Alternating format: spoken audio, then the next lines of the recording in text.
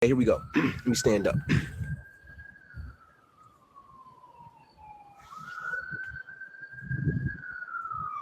Let this police siren go by. All right, here we go. The first time that I hugged my father was at my high school graduation.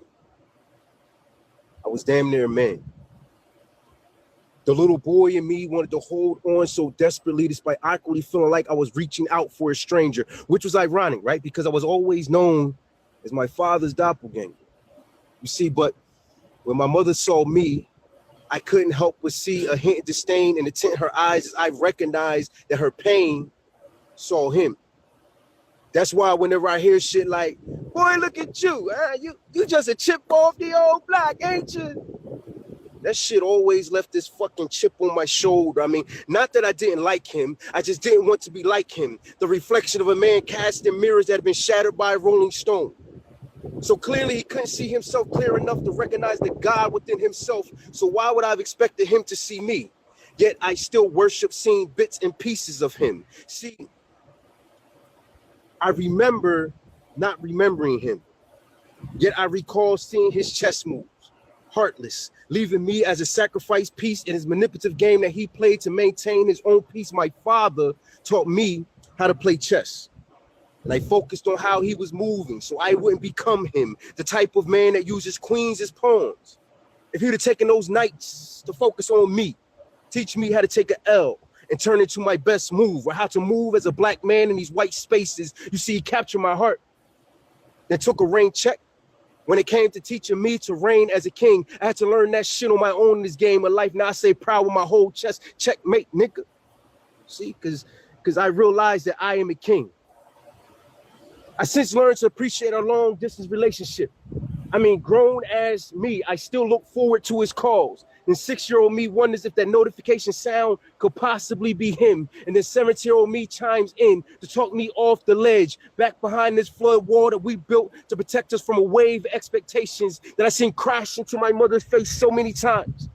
The rivers that she cried, the same rivers where I learned it's either sink or swim. Down in the deep end of rejection, there I inhaled and held a deep breath of inflated emotions to keep my head above water and dog pallets. I found assuredness within myself.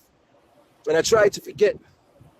But the receding floods, they left this watermark stained across my heart that reminds me how nice it would have been to have had him pick me up and dry me off under the sun, him raising me instead of me being a raisin in the sun like a dream deferred. Perhaps I wouldn't have felt so much like Langston Hughes' this fucking attitude. See, I allowed that chip on my shoulder to grow bold until felt as though I was bearing the weight of the world on my shoulders. And at last I let go and let it roll off by forgiving him. And that's when this chip off the old block became the cornerstone to the building blocks to this skyscraper of a man. But never tall enough to eclipse the light of being the sun. So I throw no shade, pops. It's all love. I needed space. That's where I go.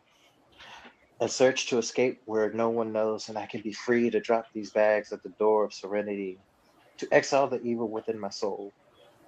See, I packed my pain, and I packed my anger, compartmentalizing triggers and traumas into boxes that I kicked into rooms down mental hallways until I couldn't fit any more into them because I couldn't let those close to me see the tears sprint to freedom from the eyes to the floor.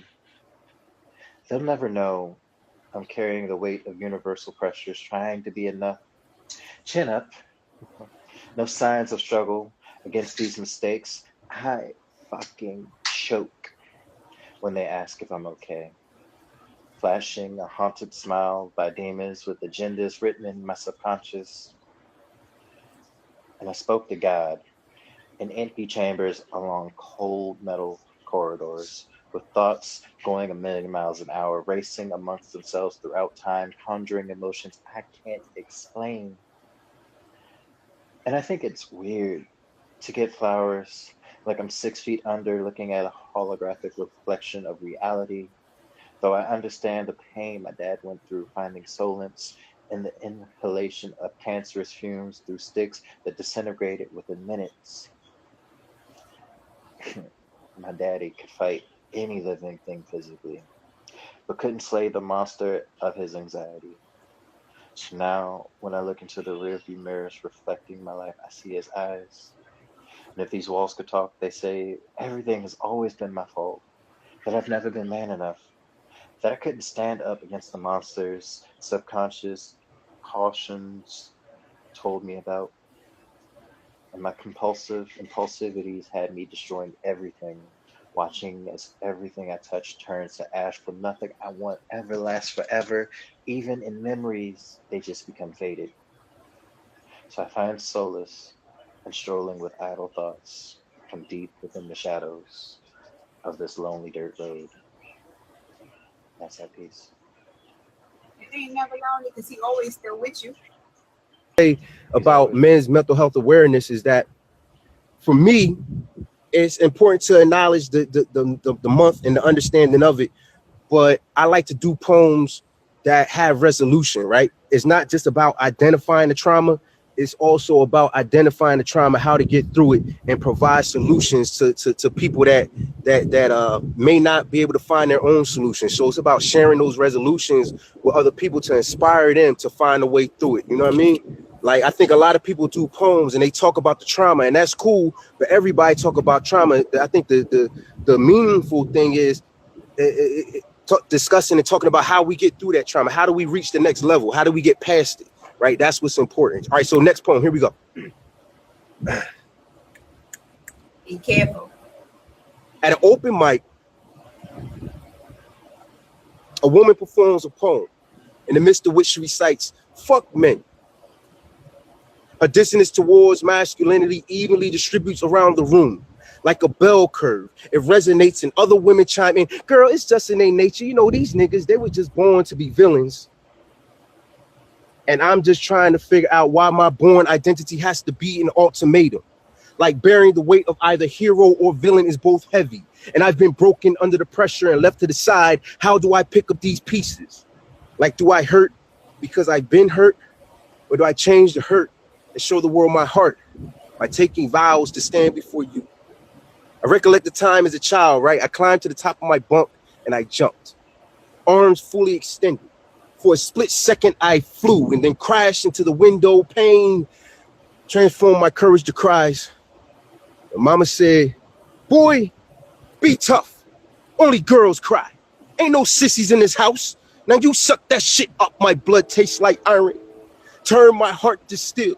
Her yells radiated like waves of gamma rays through me, turning this little boy into a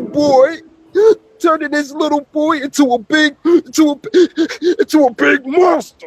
I became the Hawk, testosterone weaponized, the metrical man measured by what I could destroy with these hands. If I got in a fight, she'd be quick to shout, "You better kick they ass or your ass is mine." Now peers watching me, looking for a bone to pick, sniffing for the scent of bitch. So bark and get bit became my mantra. The slightest sound of disrespect and his rage to come running. I was trained to protect her, be her defender. Thus the way women often marvel at the Hawk, want to see all this aggression, my Hawk smash. Yet they fear my potential to hurt them. Unaware of these internal battles, the signs of a bruised banner that leads to the presence of this wounded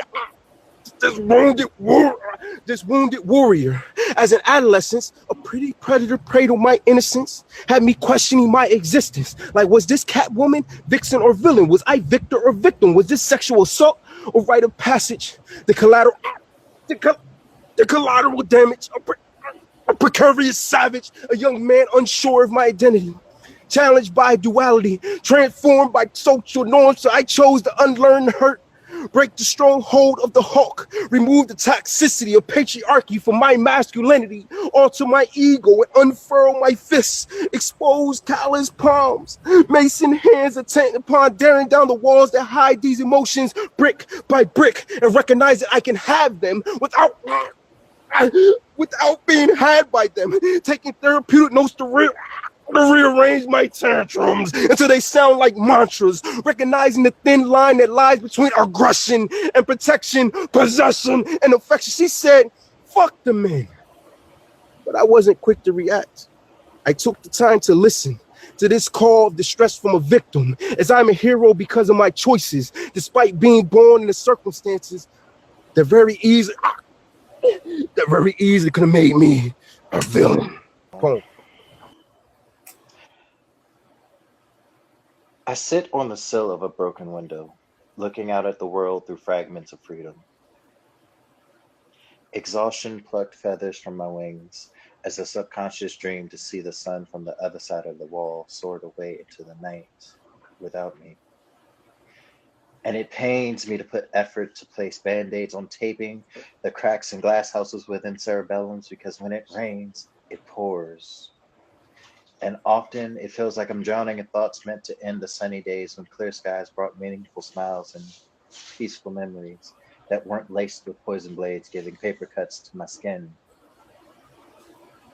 You know, when my family asked how I was doing, audibly I forced the words I'm okay from parched lips and choked vocal cords, while in reality I isolate so that when I scream at the demons marauding the light within my eyes, it's like a tree that falls when no one's around, or a pen that falls in a loud room so you wouldn't hear the boom.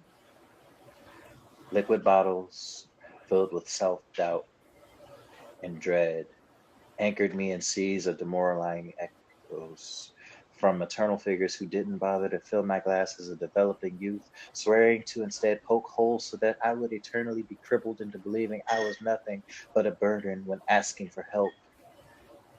If only things had turned out differently.